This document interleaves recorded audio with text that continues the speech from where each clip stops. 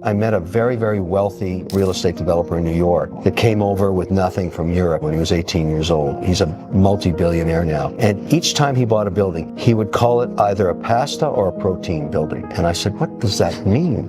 He said, well, I start with my first building and I would take a lot of debt down and I would only eat pasta until I paid off all the debt. Once they paid off that building and now all the cash flow was coming out of the building with no debt on it, he'd start to eat steak. That became a protein building. And his whole life was always making sure that he had enough buildings with no debt on it to sustain the downturns. So we'd always have a couple of protein buildings spinning cash. When the correction hit, he'd use that cash flow to buy new buildings.